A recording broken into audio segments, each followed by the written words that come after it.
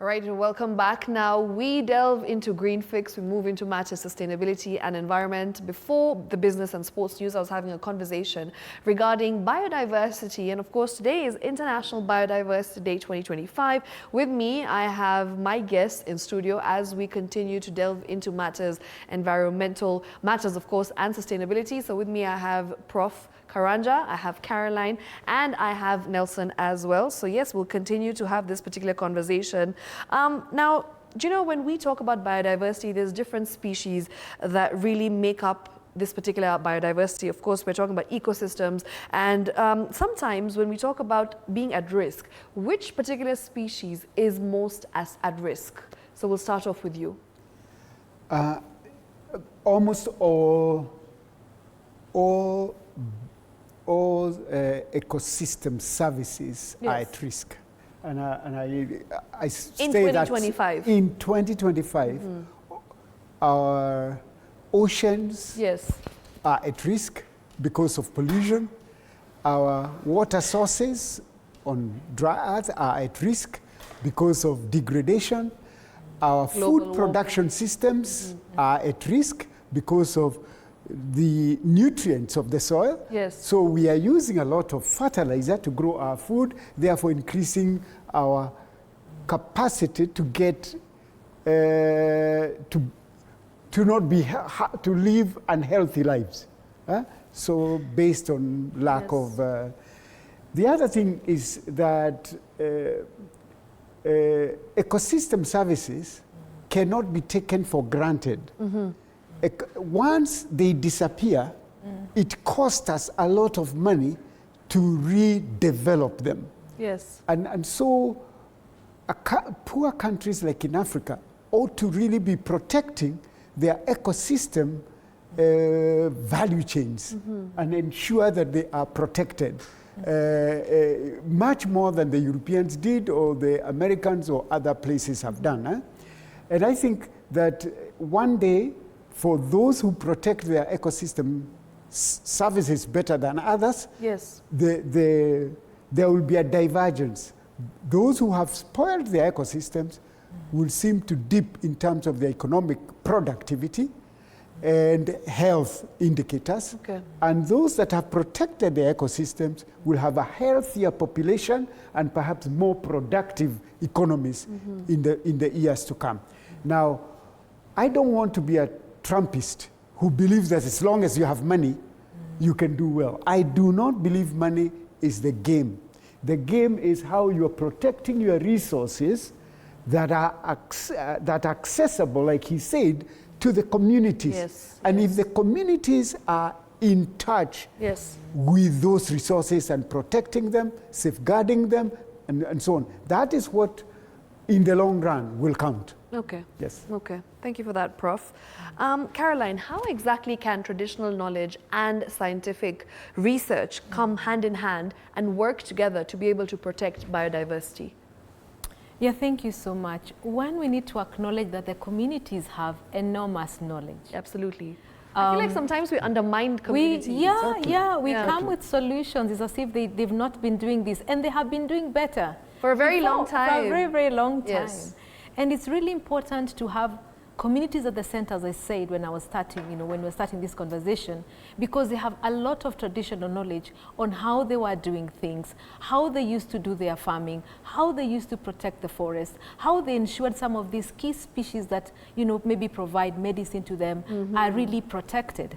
And what we need to do, for example, in agriculture, we need to combine the traditional knowledge, sustainable land use practices with agroecology, the research. How do we translate research, bringing it down from the boardrooms to something implementable, palatable to the communities? Most of the time, institutions leave it at the paper level. And one of the things as WRI, we are translating this research to actionable things on the ground, and being able to combine it with technical knowledge, with technical innovations, that really kind of value add on what they have. We really also need to look at how what are the equity issues that are around, the cost and benefits of restoration, for example. You know, who's benefiting, who's bearing more costs, and ensuring that the costs and benefits are evenly spread. That, for example, whatever we do, we ensure that we are not marginalizing, Yes. you know, a particular gender compared to others. So how do we work together? One, to, you know, harvest that traditional knowledge, adding to the technical innovations, you know, interpreting research to actionable things that can add on to this, and being able now to look at the results, you know, and being a value add to communities and to the society at large. Okay. Yeah. Okay, thank you. Nelson, maybe you can get into how biodiversity loss affects climate resilience in the long run, and what exactly happens in this particular process of biodiversity loss. Thank you so much. First is to understand resilience Yes. in our context. And as a community person, I think it's about how the community is able to come back even after a shock has been exerted on them. And I would want to start from where you had asked the question, what are these key species that I feel we are losing threat. very fast, Yes. or they are under threat? And I feel the indigenous kind of species, you know, when we are talking about seeds. Yes. I used to see our mom or our grandmother, they would be able to, you know, store maize and be able to reproduce another crop out of it. But it is not happening today. So when we are looking at this kind of loss, and what we need to do today is about how these communities can be able to get in touch with what they are losing and what they would be facing in future, so that they are able to, you know, stay resilient to whatever is happening around them. And we can only be able to do this when we bring together the traditional knowledge that we are speaking of, Yes. and documenting that, and also be aware that a lot of research is happening. And therefore, as an organization, I know we are able to bring together, you know, scholars, academics that are doing research related to community and how they relate with the natural resources that surround them. And when we look at that, we compare notes with the traditional knowledge that exists, and then out of it, we are able to build or to come up with, you know, a combination of the two that can be able to inform the processes, the next steps, and the actions that we need to take. I think that is where we will be able to build on resilience. Okay, all right. There's one thing that we really have to put in the forefront of our focus in terms of protection of biodiversity. Is what are we doing with already existing landscapes, forest landscapes in Kenya? Yes. Our experience at Karura is that when we came in, Karura was a no-go zone. I was actually If going you to get lived to in that. Kenya, if you lived in Nairobi, Yeah. even mothers used to tell their Yes. children, you know, keep quiet, otherwise they take you to I'll Karura. take you to Karura. Because Karura was a bad place. Yes. Karura was, you know, why was it a bad place? Someone sold that story Yes. so that they can grab the land. In fact, when we came in, Karura was pieces of people's property. They already had titles. Yeah, they already had titles for the entire forest. And when we came in, our first priority was to convince KFS that we could salvage it. And they would laugh at us. Yeah. And when we put in that fence, we waited for people to come in with their title deeds fighting us. They did. But we opted to go to court rather than fight her, Yeah. you know. But the story here is that that forest, which had already been interfered by the colonial government, because when the colonies came, they did not understand our forests. So what did they do? They went slashing our indigenous forest Yes. and recreating their plantation forests. They planted the pine, the eucalyptus, the cypress, and so because those are trees they knew, they could count on them, but these other trees they did not know. And so they transformed a lot of our forest ecosystem, the African montane forests, into plantation forests or plantations. Yeah. And what we found in Karura is 70% plantation and only 30% indigenous forest. What did that mean? There were fewer animals, birds, and so on. You know, Karura used to be a home for the African Columbus monkey. They had all been hunted to death or extinct because they had nothing to eat because of the change of the forest. When we came, we started removing the plantation, and we relocated the African Columbus monkey. Today, because of that, because of what we've been doing, the African crowned eagle is back in Karura. Yes. You can go and see it. I think now there are not just one family, but 3 or 4 families of African craned eagle. The Columbus monkey are close to 300 in Karura today.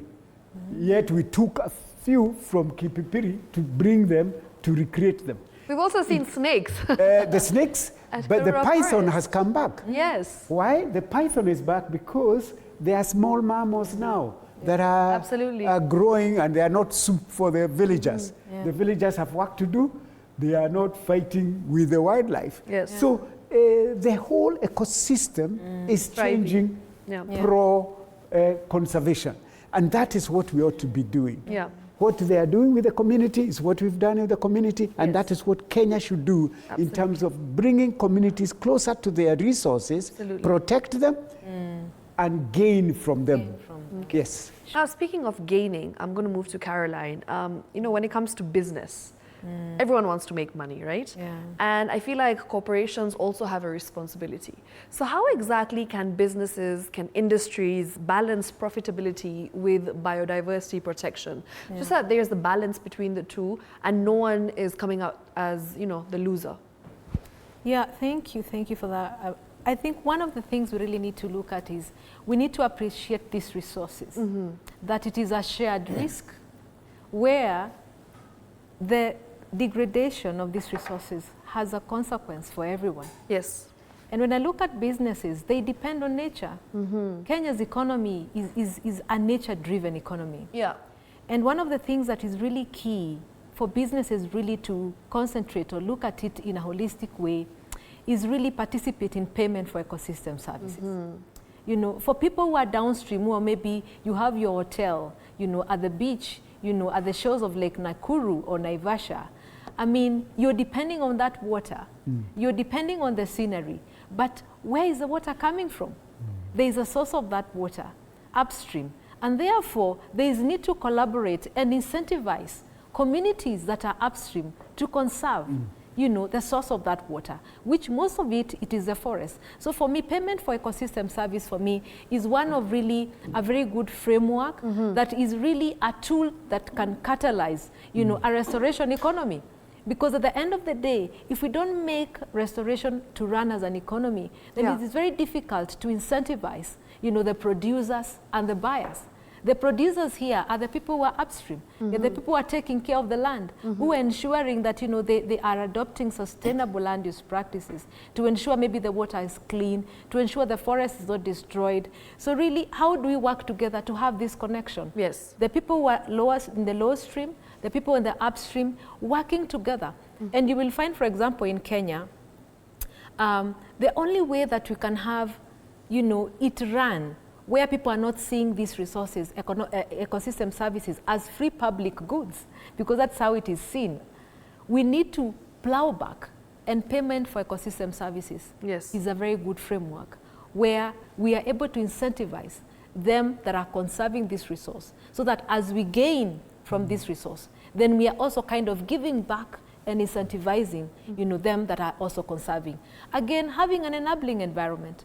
You know, how do we come up with laws, policies that are incentivizing, you know, payment for ecosystem services, you know, so that there is a legal framework that is guiding that, so that even for the investors, you know, if you come and you want to impact an outcome on a particular ecosystem service, then does the law really give you an enabling environment? Maybe tax incentives, you know, to be able to do it, which will impact both the communities and also even those who are investing. Okay. Yeah. Okay. Right. And we did a draft Yes. at one time. If you can remember, there was a draft of payment for ecosystem services.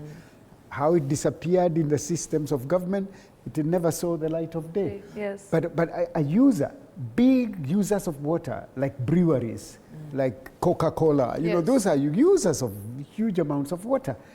How can they pay back to the people who are preserving the sources of this water, and so on? So I think I agree with the. Okay. Okay. All right. with Nelson, let's talk about how important it is to engage the youth, because we do know that majority of the population in Kenya is youth. And when we talk about the future generations to come, they are the ones who are going to be affected, and in a very drastic way. We're already seeing the impact of global warming. You know, we are seeing things changing drastically over the last few years. There's a shift when it comes to the climate as well. And I feel like these generations, they're seeing it. And at times when we talk about preserving water, back in the day, they had no idea of what it meant and why it was so important also to be able to be mindful when you're making these decisions. You know, things like shower for a lower amount of, reduced amount of time, or even things like when you're brushing your teeth, you know, turn off the tap, exactly, and then turn it off again. So these are things that now we are seeing a lot of information out there. There's education, and I feel like we are moving towards a world where even the younger generation, they know exactly what needs to be done for a greener future. But what can we do to engage them so that they're also actively part of protecting biodiversity? Thank you so much. I'll start by inviting TV47. Okay. On the 7th of June, Yes. Kenvo will be hosting what we are calling the annual Creator Run. This is one of the activities, some of the initiatives that Kenvo is putting in place to create awareness and to give an opportunity to young people to interact with the environment, the work that Kenvo does, the work that the rest of us who are conserving the forests are doing. Yes. And they get an opportunity to display the kind of talents that they have.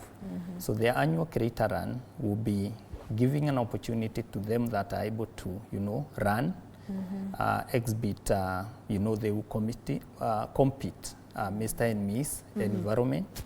We also have, you know, a dancing competition.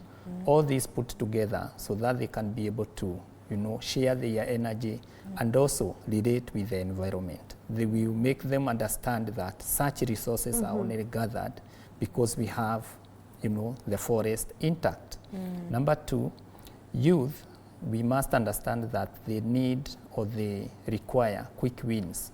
They can only be engaged where they see quick returns. And therefore, as an organization, as a community, we are engaging them in what we are calling nature-based enterprises that are having quick wins for them.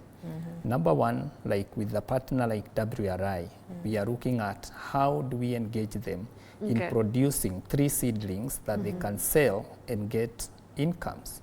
How can they become tour guides in these natural forests once they are protected? How can they start their own businesses in these forests once they are conserved? Yes. How can they tap water from a well-conserved forest and be able to sell that water? And this way, we are able to keep them engaged, and we are also able to link them to incomes that are coming from these conserved ecosystems, landscapes. So I think this is one of the ways, or these are some of the ways that youth can become engaged. And today we are looking and we are seeing a lot of technology being used. So if you look at Facebook, Instagram, X, how do we engage this youth in creating messages that are related to conservation and be able to make some money? When we are looking at websites, how can we use or make use of the youths who are in school, those that have already left school, to be able to put together their skills that they are learning and be able to create jobs out of this landscape. Okay. Thank you. All right. Thank you very much. We are supposed to be wrapping up in a few. So before we wrap up, I'd just like each one of you to just give me your take on this particular question. This year's theme is harmony with nature and sustainable development, right? And maybe you could just speak to the viewer one-on-one. I don't know which camera it is. I think it's that one. So each one of you, give me your take on why it is so important to preserve biodiversity. Prof, I know you've always said that we need to think beyond a tree.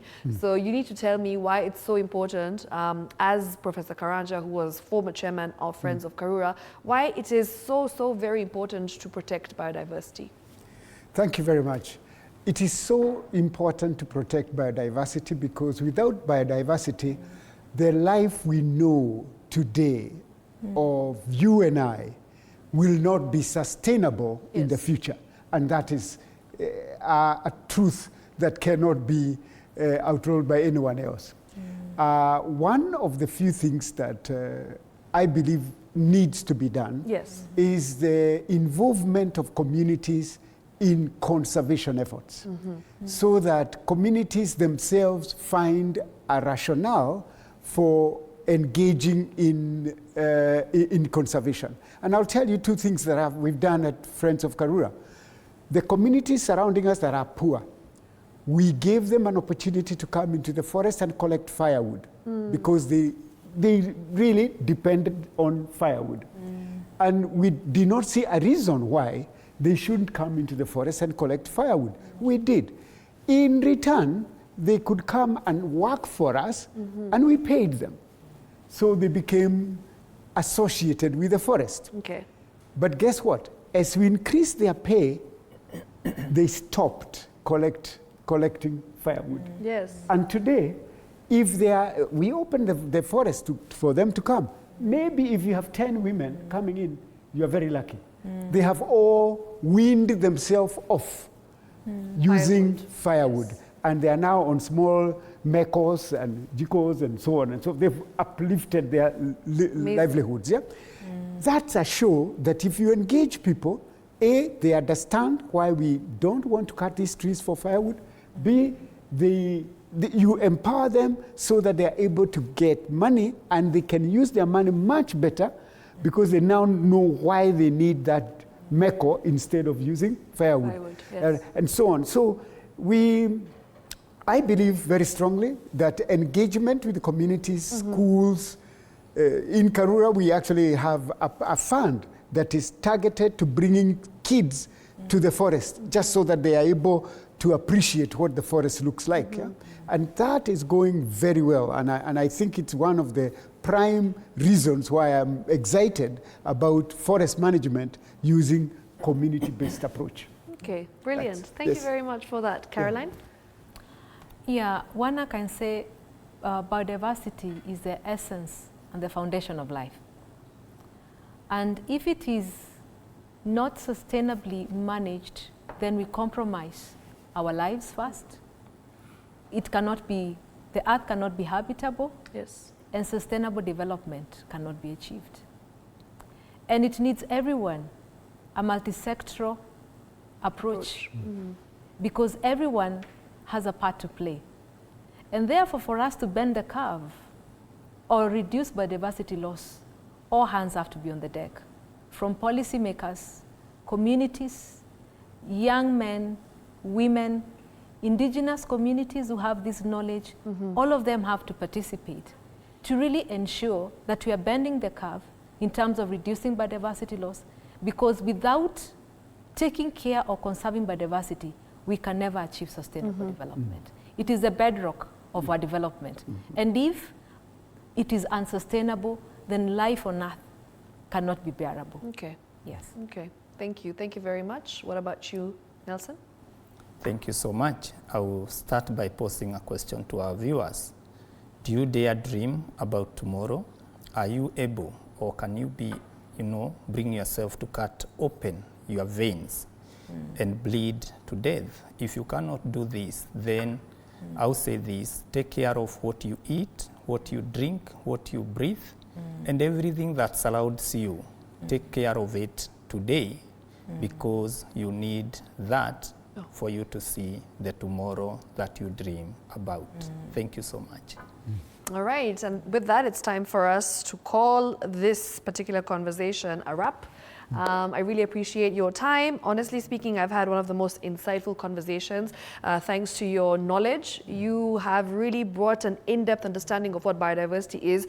And I'm sure our viewers at home have really enjoyed this conversation because they were able to take something home and just be able to understand exactly what needs to be done for a greener future. All right, so thank you so much. That's Professor Karanja Njoroge, former chairman, Friends of Karura. We've had Caroline Jiro, Greater Rift Valley Landscape Manager, WRI, as well as Nelson Muiru, who is CEO, Kijabe Environmental Volunteers. Keep up with all the great work that you're doing and keep educating the generations to come about how important it is to preserve and protect biodiversity. So thank you once again. Thank you so much. Asante sana. Thank you.